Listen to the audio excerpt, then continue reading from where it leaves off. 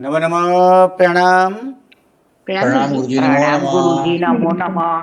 नमो प्रणाम गुरुजी। रियंताणं, प्रणाम नमो गुरुजी। सिद्धाणं, नमो आयर्याणं, नमो वज्रायाणं, नमो लोये सब्बसाहूणं, यशो पञ्चर्मुखारो शब्बपावपणासनो, मङ्गलाणं च सब्बेसिं परमं हवै मङ्गलम्।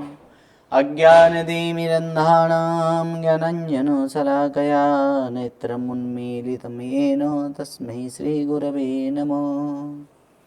परम पूज्य पूज्यपाद कलिकाल सर्वज्ञ हेमचंद्र सुरेश्वर जी महाराजा के द्वारा विरचित सिद्ध हेम शब्दानुशासन नामक व्याकरण ग्रंथ और इसी व्याकरण ग्रंथ से उद्धरित पंडित वर्य शिवलाल जी द्वारा रचित हेम संस्कृत प्रवेशिका प्रथमा, मध्यमा और उत्तमा, ऐसे 3 विभागों से विभाजित हेम संस्कृत प्रवेशिका और इसी हेम संस्कृत प्रवेशिका प्रथमा और प्रथमा के अंतिम प्रकरण अर्थात पंचम प्रकरण और पंचम प्रकरण में यहाँ पर हम लोग वाक्यानुवाद यहाँ पर कर रहे हैं। क्रुदंत के जो वाक्यानुवाद है, अब आगे की यहाँ पर वाक्यानुवाद देखेंगे। संस्कृत से हिंदी में वाक्यानुवाद यहाँ पर करेंगे कि संस्कृत अनुवाद से हिंदी में अनुवाद।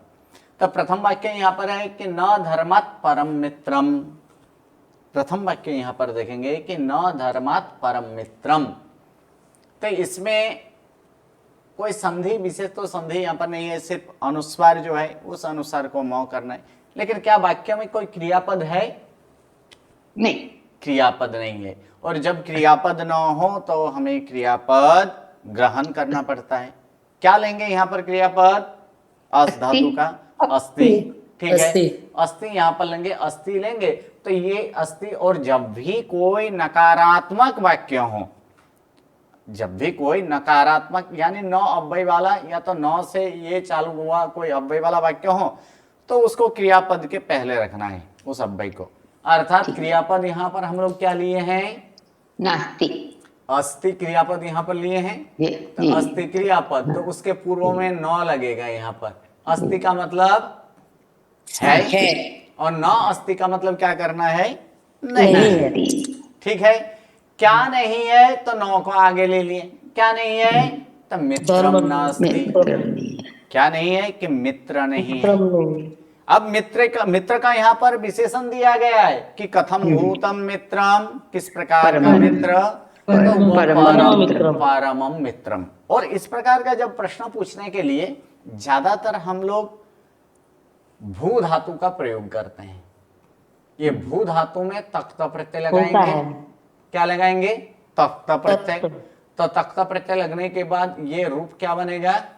भूत। तक्त प्रत्यय लगा के इधर कैसे भवत हो जाएगा? नहीं होगा जी, भूत क्या होगा कि भूत। अब भूत होने के बाद आगे वाला यहाँ पर देखना है कि जो विशेष्य है वो कौन से लिंग में है। विशेष्य अगर पुल्लिंग हो तो फिर इसका प्रयोग किस में करेंगे हम लोग? पुल्लिंग में। अगर स्त्रीलिंग हो तो फिर प्रयोग किसका करेंगे? स्त्रीलिंग में। और अगर नपुंसक लिंग हो तो इसका प्रयोग यहाँ पर किस में होगा? नपुंसक लिंग में। तो यहाँ पर हम लोग देखें कि मित्रम, और साथ में क्या जोड़ देना है? कि कथम शब्द जोड़ देना है। क्या जोड़ना है? कथम। ये इस प्रकार से यहाँ पर प्रश्न पूछा जाता है। मात्र अव्यय को पूछना है, एकमात्र अव्यय को पूछना है तो वहां पर कथम से ही पूछा जाता है। अव्यय को पूछा जाए तो यहाँ पर जैसे कि अस्ति यहाँ पर है, अस्ति, कथम अस्ति, तो उसका जवाब हम लोग क्या देंगे? न अस्ति। क्या देंगे वहां पर? न अस्ति, क्योंकि न क्या है? अव्यय है ना। हाँ, जब अव्यय हो तो इस प्रकार से पूछा जाता है। ठीक है, अब देखिए इसमें यहाँ पर क्या है कि किम अस्ति, तो मित्रम न अस्ति। क्या नहीं है? मित्र नहीं है। कथम भूतम मित्रम, कथम और साथ में किसका? भूत का प्रयोग करके यहाँ पर ये नपुंसक लिंग है, इसलिए यहाँ पर क्या पूछेंगे? क्योंकि नपुंसक लिंग एक वचन, तो एक वचन करेंगे तो फिर क्या होगा? कथम भूतम। कथम भूतम न अस्ति, तो परमम न अस्ति, यानी परम अर्थात श्रेष्ठ। कुछ कथम का अर्थ?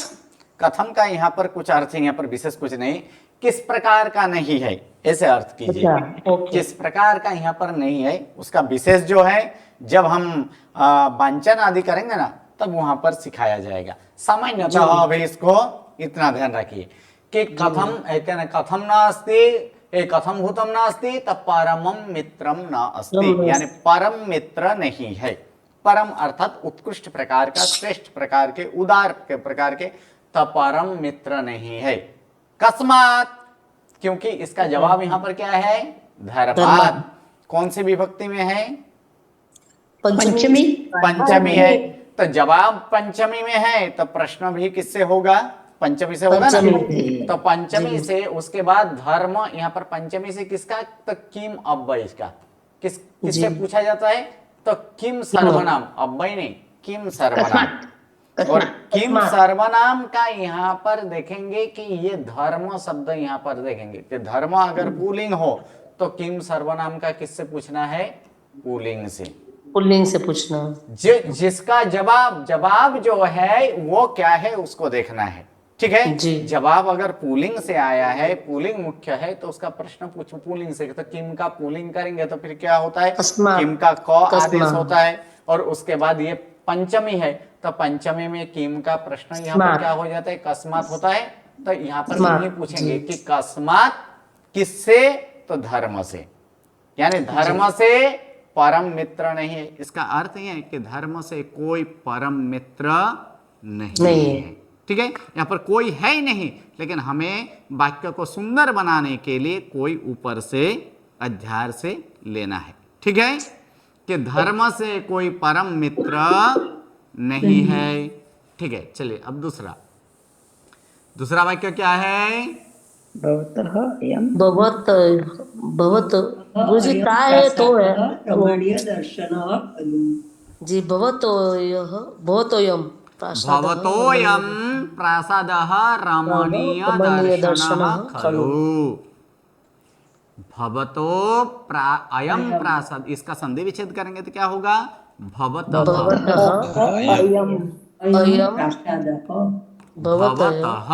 और उसके बाद क्या आया है यहाँ पर, अयम, भवतः अयम, ठीक है।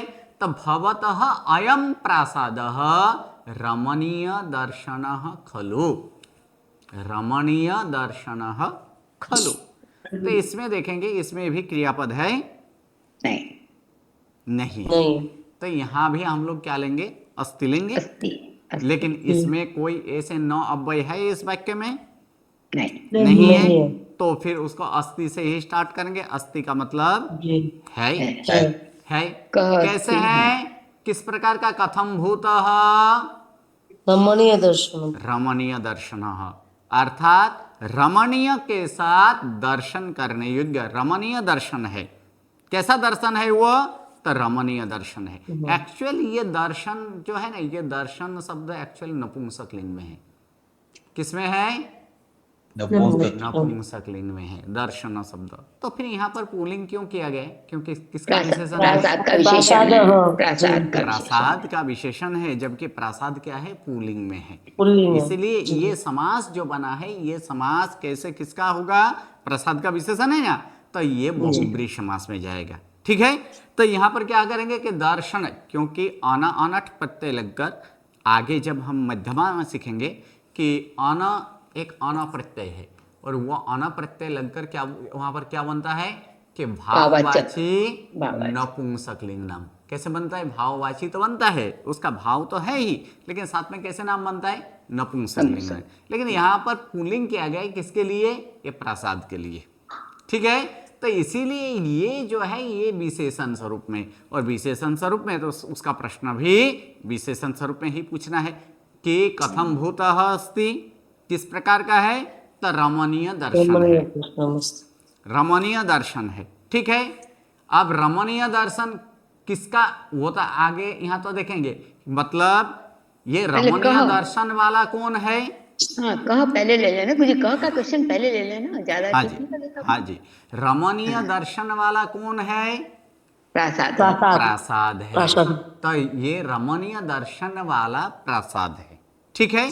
अब प्रासाद का कौन सा प्रसाद, तो अयम प्रसाद, यह इह प्रसाद। प्रसाद। अब यह प्रसाद किसका है? भवतः, षष्ठी एक आपका। वचन, आपका, सही है। तो ये जो है इसको पहले ले जाना है। अर्थात क्या है? खलु का अर्थ होता है कि वास्तव में या तो निश्चित रूप से। क्या करेंगे? निश्चय से कि आपका यह प्रसाद कैसे है? रमणीय दर्शन है। या तो फिर रमणीय दर्शन को भी आगे लिया जा सकता है, लेकिन यहां पर वाक्य इस प्रकार से है तो इसी प्रकार से हम लोग ट्रांसलेट करेंगे कि वास्तव में या तो फिर निश्चित रूप से आपका यह प्रसाद रमणीय दर्शन है। ठीक है, जी जी चले अब नेक्स्ट वाक्य क्या है? भवद्भ्यो सती भवतु।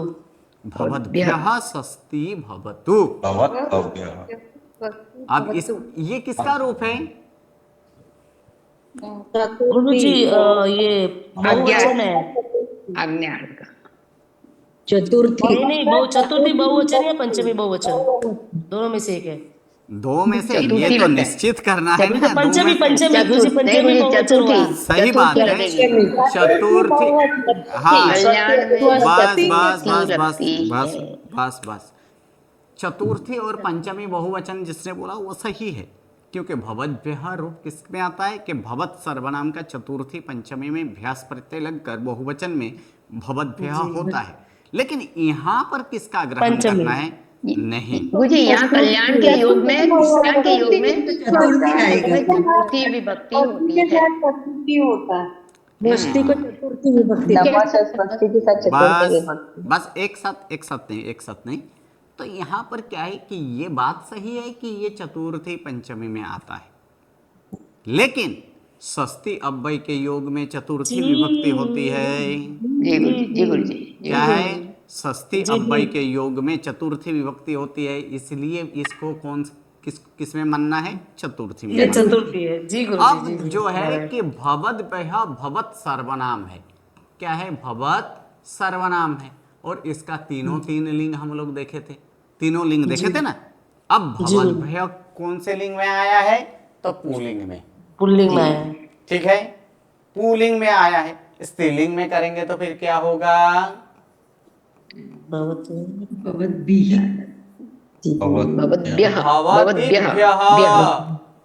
भवद्भ्यः नदीभ्यः भवतीभ्यः था कि नहीं? स्त्रीलिंग करने के लिए क्या लगाते थे? इंगी प्रत्यय लगाते थे कि नहीं? तो फिर इसमें इंगी है? नहीं है। नहीं तो फिर किसका समझना है? पुल्लिंग पुल्लिंग का समझना है। अर्थात ये स्वस्ति का अर्थ क्या हो? कल्याण। जी और गुरु फिर जी, यहाँ इसको पर चतुर्थी स्वस्ति लिखते तो भी होता, भवतु अगर नहीं लिखा जाता ना तो भी ये होता, लेकिन यहाँ पर भवती लिखा गया है, तो यहाँ पर भवती का अर्थ क्या करेंगे? हो। क्या करेंगे? हो करेंगे भवती का अर्थ। यानी भवतु हो, क्या हो? तो कल्याण हो। किसका कल्याण है? तो देखिए है चतुर्थी, लेकिन हमें अर्थ निकालना है षष्ठी में। जी केशम नहीं, प्रश्न तो ऐसे केशव ही नहीं, वो पूछेंगे तो सृष्टि कि नहीं, क्वेश्चन आपका, आप सभी का कल्याण हो। तो वहां पर केशम नहीं करना है, वहां पर नहीं, प्रश्न क्वेश्चन पूछ सकते हैं ना मुझे। केशम किसका कल्याण हो? पहले सुन लीजिए पूरा बात, उसके बाद। यहाँ पर क्या है कि चतुर्थी है ना, है क्या? चतुर्थी का रूप है ना, तो चतुर्थी बहुवचन है, तो प्रश्न भी चतुर्थी बहुवचन से ही करना है। लेकिन अर्थ जब हम बोलेंगे, अर्थ करते समय षष्ठी का अर्थ लगाएंगे। जी क्या करेंगे? अर्थ करते समय षष्ठी का अर्थ करेंगे। उसी प्रकार जैसे कि क्रिया का फल जिसमें हो उसे कौन सी विभक्ति होती है? द्वितीया। ठीक है, जैसे कि इस प्रकार से है कि जीनम पूजयति, जीनम पूजयति। अब यहां पर क्या करेंगे? इसका अर्थ जीनम कौन सी विभक्ति है? द्वितीया। तो लेकिन फिर भी इसका अर्थ हम लोग क्या करते हैं? जिनेश्वर की पूजा करता है। जी तो वहां पर का किया कि कौन सी विभक्ति में? षष्ठी में आया कि नहीं?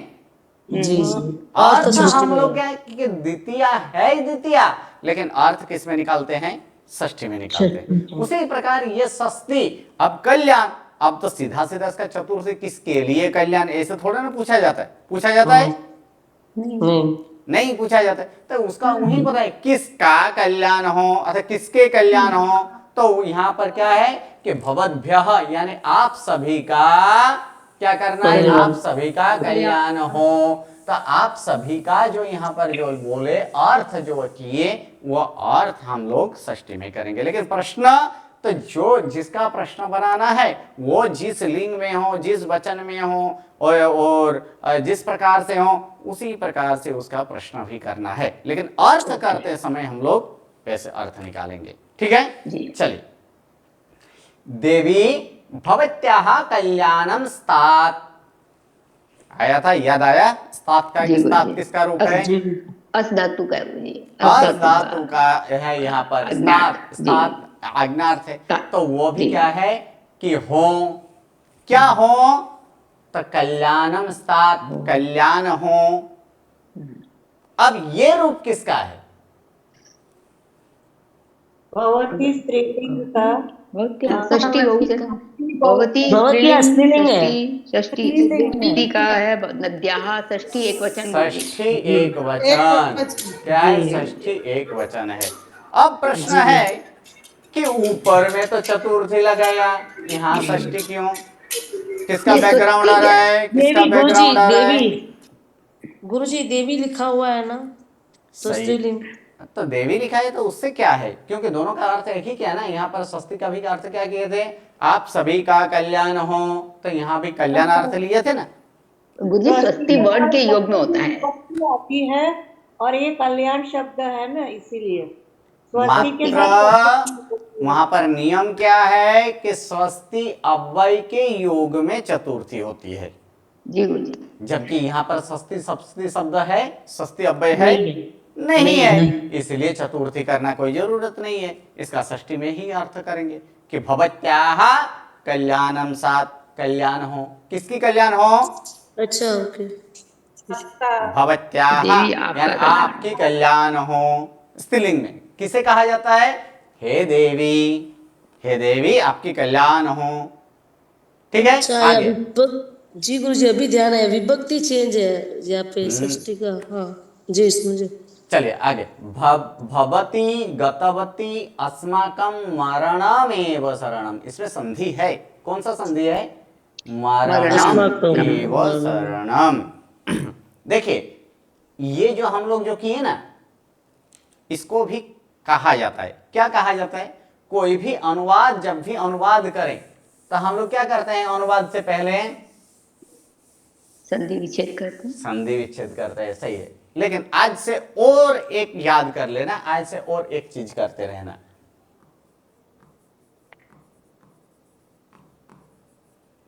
क्या करना है? पदच्छेद। पदच्छेद। अब तक क्योंकि पदच्छेद इसलिए करना है, संधि विच्छेद में पदच्छेद जैसे तो आ ही जाता है, फिर भी ये पदच्छेद इसलिए करना है ताकि आपको विभक्ति याद रहे, सही विभक्ति से आप संधि विच्छेद कर पाए, इसलिए। ठीक है, इसीलिए तो इसी प्रकार सर्वप्रथम पदच्छेद करना है, पदच्छेद के बाद संधि करनी है, संधि विच्छेद करनी है। ठीक है, तो जैसे इसका पदच्छेद करेंगे, भवती एक पद, गतवती दूसरा पद है, अस्माकं तीसरा पद है, मरणम, क्या करना है इसको? मरणम। और उसके बाद क्या करना है? एव एक पद है, और उसके बाद क्या है? शरणम। तो देखिए इस पदच्छेद करते करते इसमें संधि भी संधि विच्छेद भी हो चुका है कि नहीं?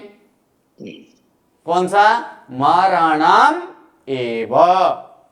अगर ये मरणम एव कोई ऐसे कर दे, मरण इस तरह से करें तो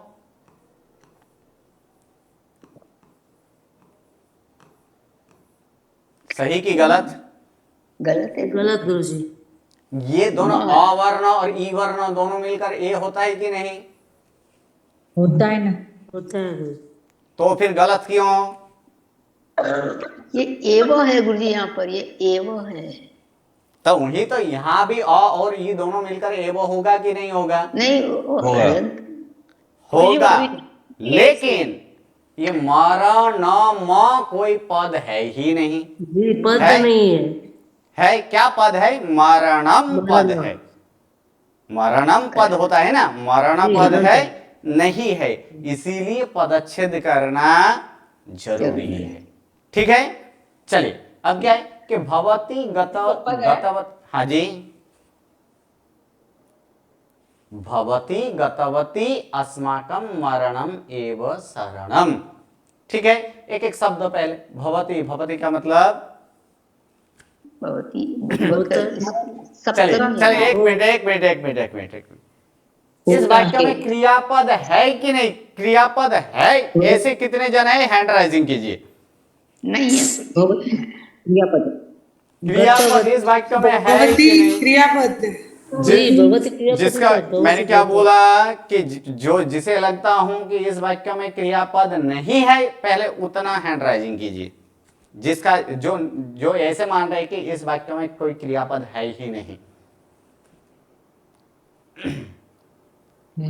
1 2 3, जिसमें A48, 11, 18 और 99 ये कह रहे हैं कि इसमें कोई क्रियापद नहीं है। अर्थात ऐसे ऐसे कहने वाला कि इसमें कोई क्रियापद नहीं है, ऐसे कहने वाला कितने हैं? फिर से प्रश्न कर रहा हूं, इस वाक्य में क्रियापद न हो ऐसे मानने वाले जितने हैं वो हैंड राइजिंग करें। 1 2 3 4, 48, 18, 99 और 11, ये 4 जन जो है कि जो कह रहे हैं कि क्रियापद नहीं है। ठीक है, क्रियापद है कह रहे हैं गुरुजी। यहाँ पर है कि नहीं? मैंने क्या बोले? नहीं है, इतने वाला ही हैंड राइजिंग करे, है वाला नहीं।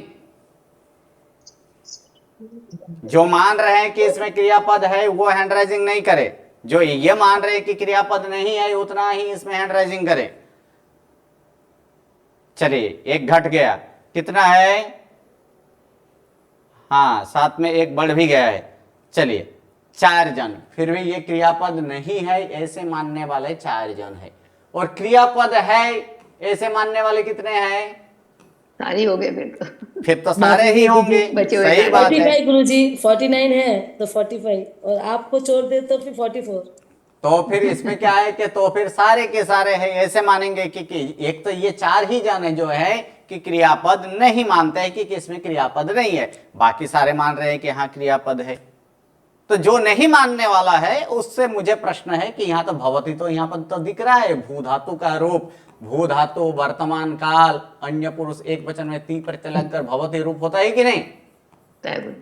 जी होता है ना? तो स्पष्ट रूप से यहाँ तो भवती है।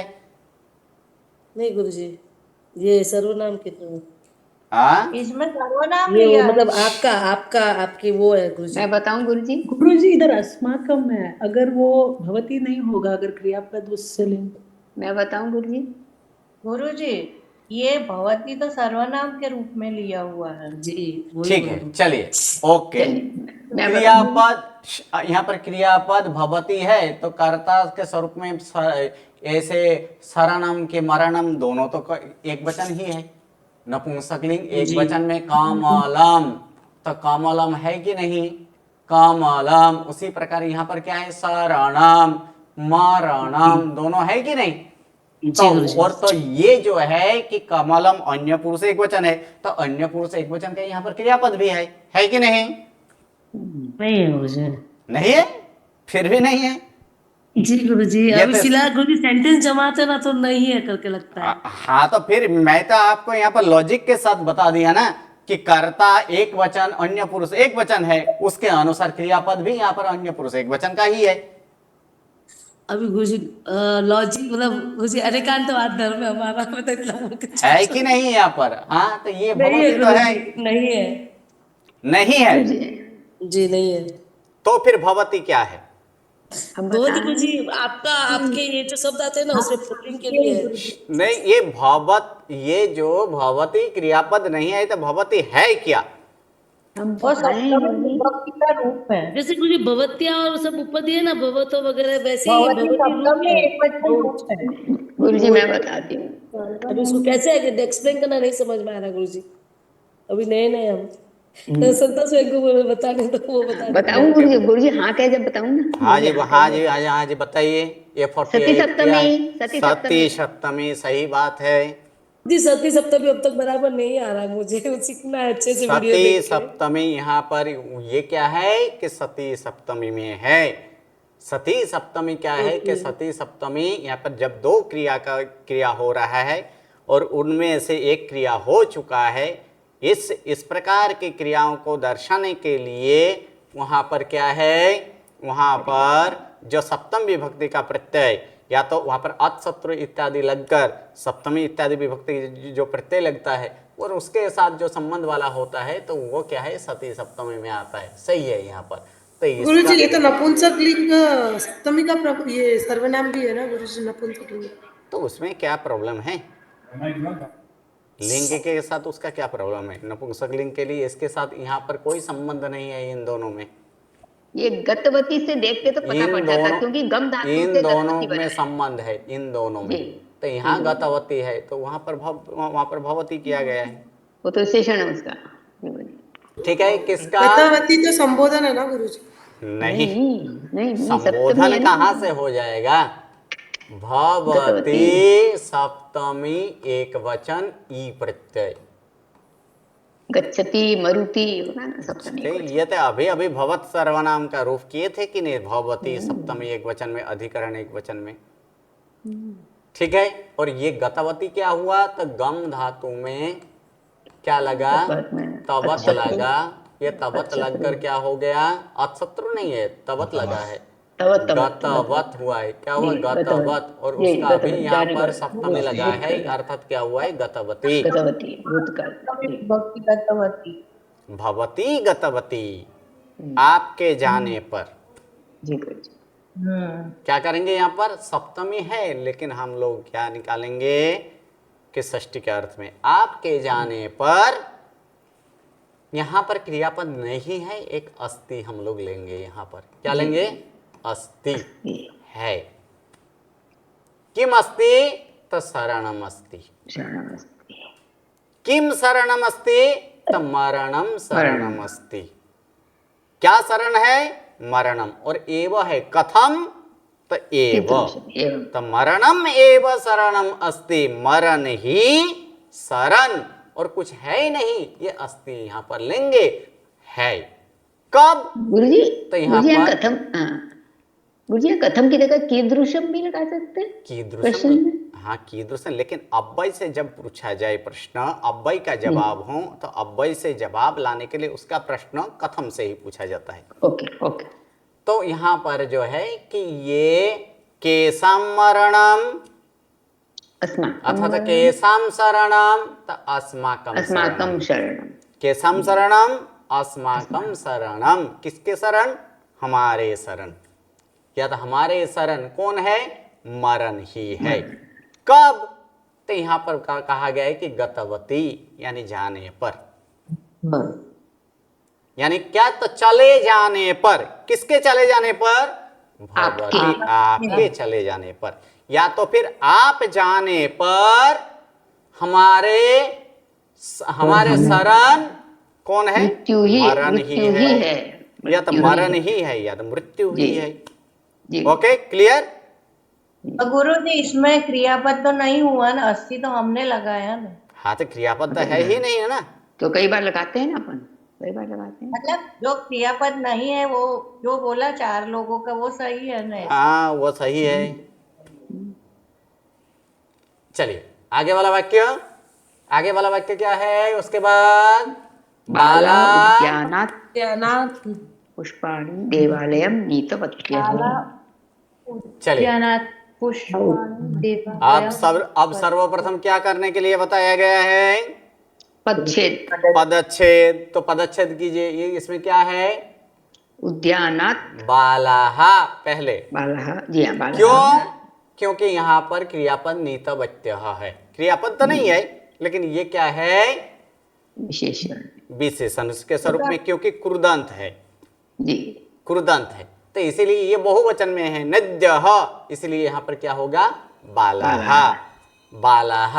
और उसके बाद क्या है यहाँ पर? उद्यानात्, और उसके बाद पुष्पाणि, और फिर देवालयम। आगे तो नित्यवत्य तो है ही, जी। क्योंकि भूत क्रुदंत में क्या होता है कि भूत क्रुदंत में क्रियापद के बदले क्रुदंत का भी प्रयोग किया जा सकता है, ठीक है। इसीलिए यहाँ पर नीतवत्यः यहाँ पर लिखा गया। नीतवत्यः अर्थात, नीतवत्य का मतलब ले गई, ले गई, ले जाना होता है, नी धातु का ले जाना अर्थ होता है। जी, तो यहाँ पर हाँ। क्या होगा? ले गई, ले गई, ले गई। कि बाला है ना बहुत सारी। कहा नित्यवत्यः, कौन ले गई? बाला, देखिए बाला, अब यहाँ पर प्रश्न किससे किया? कहा। क्यों? क्योंकि स्त्रीलिंग है। हाँ, काके काहा है कि नहीं? जी। तो काके काहा, यहाँ पर प्रश्न बालाहा, उत्तर बाला है। ये किम सर्वनाम में ही किसका प्रश्न पूछा? स्त्रीलिंग का प्रश्न पूछा, स्त्रीलिंग से पूछा गया। तो इसका क्या हुआ? किम, तो किम का का करने का रूप है का के काहा, अर्थात क्या हुआ? काहा नित्यवत्यः, तब बालाहा नित्यवत्यः, के कौन ले गई?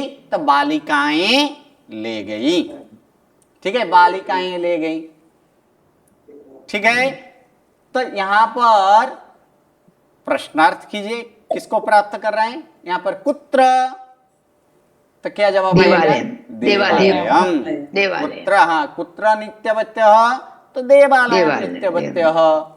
कानि, पुष्पाणि, कानि, तो पुष्पाणि, पुष्पाणि। क्या ले गई? तो पुष्पों ले गई, ठीक है। कस्मात, कहां से? उद्यानात्, उद्यानात्, उद्यानात्। तो ये पूरा का पूरा यहाँ पर अर्थ आ जाएगा। क्या आ जाएगा? बालिकाएं उद्यान में से पुष्प देवालय ले गई। इस प्रकार से करते जाइएगा तो एकदम ट्रांसलेशन एकदम क्या लगेगा? इजी लगेगा, ठीक है। चलिए आगे वाला, गुणेन स्पृहणीय स्यान्न रूपेण दुर्जनः। चलिए पदच्छेद। गुणेन स्पृहणीय स्यात् न रूपेण दुर्जनः। क्या करना है? स्यात्, ये क्या है? क्रियापद, इसमें क्रियापद भी आ जाता है। क्रियापद भी एक पद है ना, है, वो भी एक पद है। तो फिर ये स्यात् और नौ के बीच में स्यान्न क्यों हुआ? तो वहां पर संधि का नियम लगेगा। तो का सर्वप्रथम क्या होगा? द, और द क्या, और फिर द का क्या होगा? न। अब प्रश्न है कि तो का द क्यों हुआ? पद के अंत में, पद के अंत में अगर पहला हो तो तीसरा हो जाता है। सही, पद के अंत में अगर धुट व्यंजन हो तो उसी वर्ग का उसका तीसरा व्यंजन होता है। और एक नियम हम लोग देखे थे कि पांचवें अक्षर के पूर्व में अगर तीसरा अक्षर हो तो वह तीसरा अक्षर उसी वर्ग का पांचवा अक्षर होता है, इसीलिए ये दो का न हुआ है, ठीक है जी। चलिए अब यहां पर देखेंगे, गुणेन स्पृहणीय स्यात् रूपेण दुर्जनः न। क्या है यहां पर? ये एक यहां पर आगे लगाना है, क्या लगाना है? सुजनः। क्या लगाएंगे यहां पर? सुजनः, अर्थात सज्जन पुरुष। ये क्या? सज्जन पुरुष गुण द्वारा क्या होता है? स्पृहणीय, अर्थात इच्छनीय होता है। स्पृहणीय, स्पृहा का मतलब क्या करना है? इच्छा करना है ना। अच्छा, तो वही यानी गुण द्वारा स्पृहा करने योग्य है। इसका स्यात् का अर्थ यहाँ पर है वर्तमान में ही लेना है, ठीक है। कि कौन? तो सुजन यानी सज्जन गुण द्वारा स्पृहणीय होता है, न रूपेण दुर्जनः। क्या है? न रूपेण, रूप द्वारा नहीं। अब क्या है किसका? तो दुर्जनः। यहां पर जो है दुर्जन, यहां पर जो लिखा गया है मिच्छम दुक्रम, मुझे दुर्जन से ही पूरा शब्द बन जाएगा, दुर्जन से ही पूरा वाक्य बन जाएगा। दुर्जन को ही वहां पर ये कहे दुर्जनः गुणेन स्पृहन् यस्यात् न रूपेण, ऐसे भी किया जा सकता है, या तो फिर इसी को यहाँ पर सूजन कर दीजिए तो भी होता है। ठीक है, अगर दोनों तरह से ये किया जा सकता है, क्योंकि ये वाक्य आधा है, कहीं से उठाया गया है। ठीक है, तो इसको दोनों तरह से, पहले ये दुर्जन वाला का ही अर्थ यहाँ पर कर देते हैं कि दुर्जन गुण द्वारा स्पृहणीय होता है, रूपेण न, रूप द्वारा नहीं। ऐसे भी हो सकता है। दूसरी तरह ऐसे भी हो सकता है कि सज्जन गुण द्वारा स्पृहणीय होता है, रूप द्वारा नहीं। दोनों तरह से यहां पर लिया जा सकता है।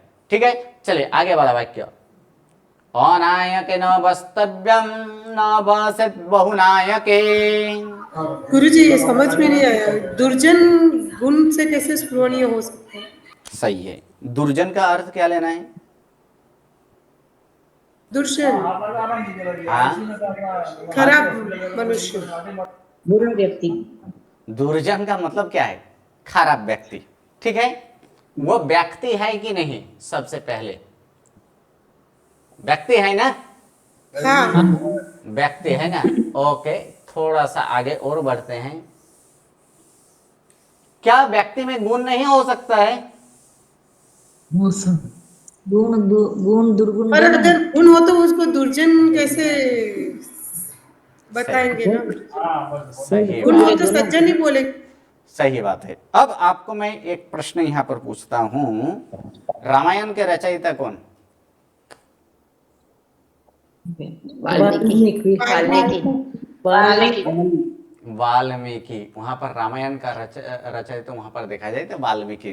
ठीक है, तो वाल्मीकि जो वहां पर रचयिता है, तो उसका थोड़ा सा पास्ट देखिए ना, कैसे हैं? दुर्जन थे वो, लुटारे थे, दुर्जन थे। दुर्जन थे। जन थे। तो अब आप क्या बोलेंगे? रामायण के रचयिता इतने दुर्जन थे? नहीं, लेकिन गुरुजी वो तो वो पूरा सेंटेंस आने के बाद होता है, लेकिन यहाँ पे अभी कैसे है कि दुर्जन गुण से स्पृहणीय है, मतलब चाहते हैं। हाँ, कोई भी मनुष्य में गुण होते ही है।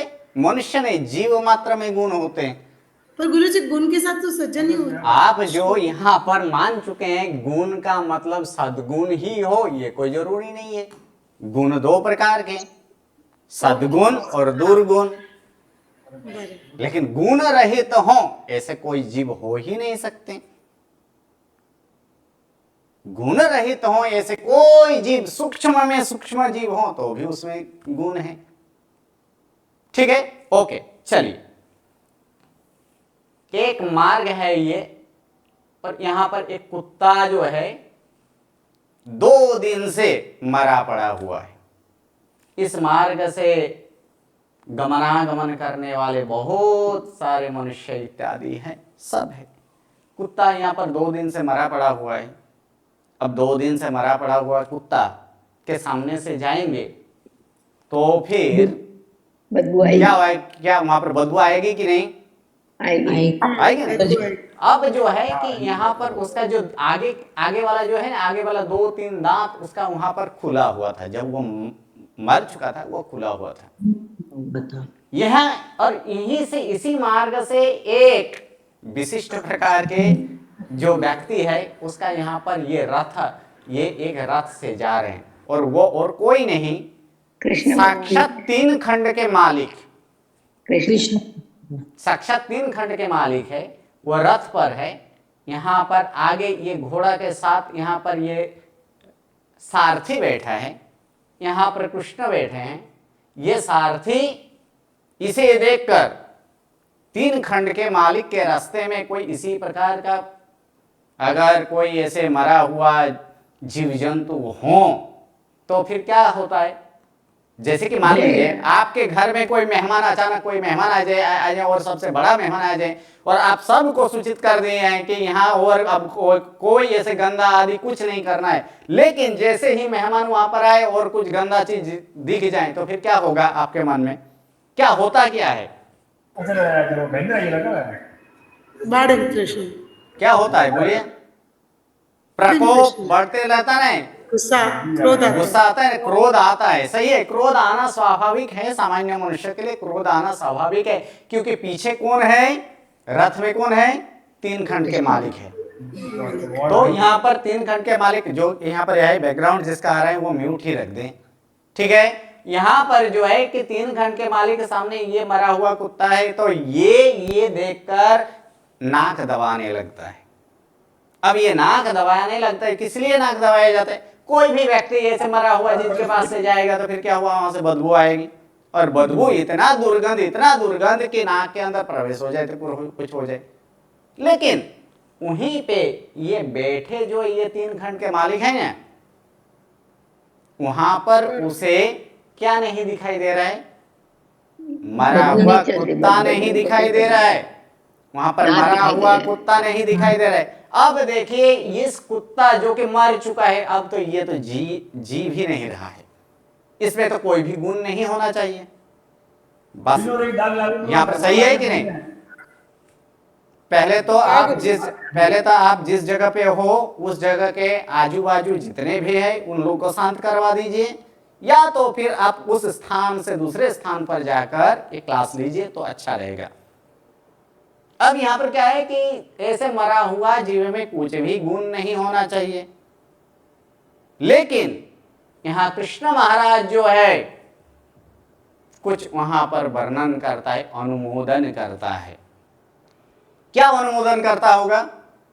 दांत कितने सुंदर है, उज्जवल है, उज्जवल दांत, दांत में ये उज्जवलता क्या है, दांत में भी ये खराब वस्तु में भी क्या दिखाई दिया, जो सड़ा हुआ है, गल चुका है, बदबू आ रहा है, गंदा आ रहा है, वहां दुर्गंध वहां पर आ रहा है, वहां भी इसमें भी क्या दिखाई दिया, उज्ज्वलता, सुंदरता, उज्ज्वलता, चंद्र जैसे चमकता हुआ उज्ज्वलता यहाँ पर दिखाई दे रहा है। अब क्या है कि गुण क्या लिखकर, या तो उसके पास ऐसे स्टिकर मारकर है कि इसमें गुण है इसलिए वो सुसज्जन है, इसलिए गुण नहीं है इसलिए ये दुर्जन है, ये है क्या?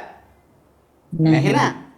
वो तो देखने की दृष्टि है, किसी भी प्रकार के जीव में किसी भी प्रकार में है वो गुण हो सकता है, तो ऐसे दुर्जन में ऐसे सुंदर गुण क्यों नहीं हो सकता है? आया समझ में? जी जी ओके, तो ऐसे दुर्जन में यहाँ भी बोला गया है कि शत्रु में अगर गुण हो तो उसको भी ग्रहण करने योग्य है। जी शत्रु में रहा हुआ मेरा कोई शत्रु है, उसमें अगर कोई गुण हो तो उसको भी ग्रहण करना चाहिए।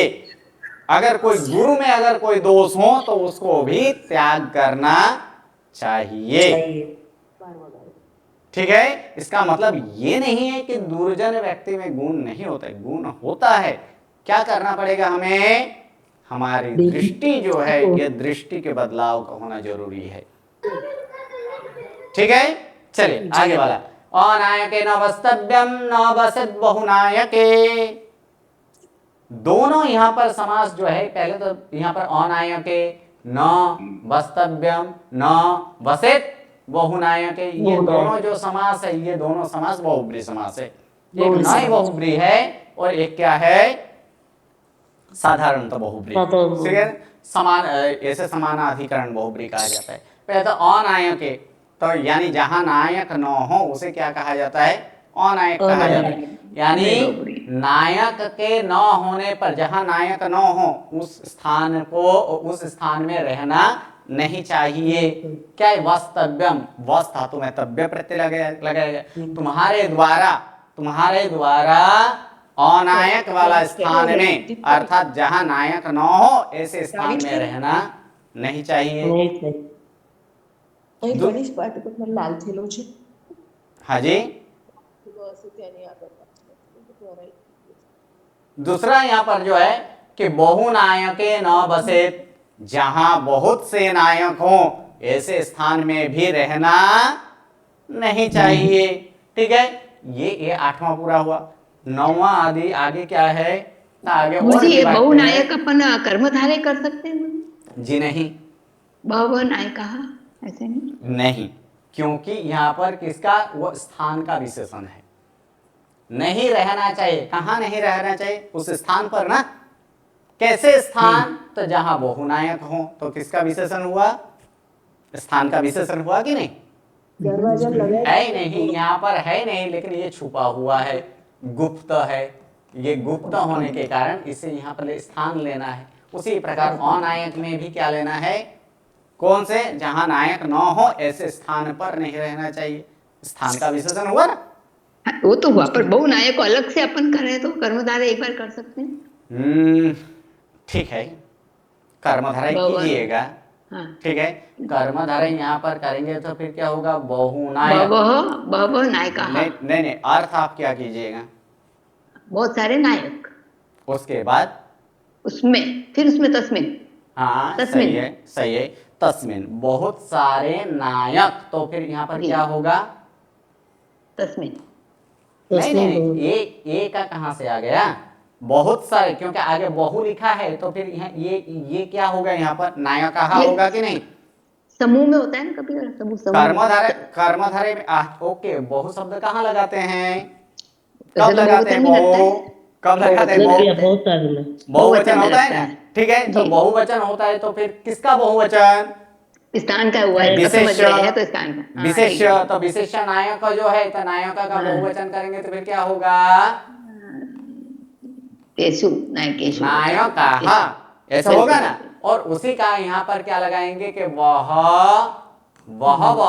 च अमी नायकाः च, तो फिर यहाँ पर उसका ये बहुब्री करेंगे, तो ये कर्मधारय करेंगे, तो इस तरह से होगा, बहु नायक, नायकाः। हाँ, जी, जबकि यहाँ पर अब इसको आप बोलेंगे कि ये तो सप्तमी एक वचन में, अब ये बहुवचन करने के बाद तेसु करेंगे, तो फिर यहाँ पर क्या होगा, बहुनायकेषु होना चाहिए, नायकेशु होना चाहिए, यहाँ क्या है, नायक के स्थान का हो गया, जी, नायके। ओके, क्लियर, जी। चलिए आज यहीं तक रखते हैं, नेक्स्ट क्लास में आगे का वाक्य देख कर आइएगा। नमो नमो, प्रणाम। प्रणाम गुरुजी, नमो।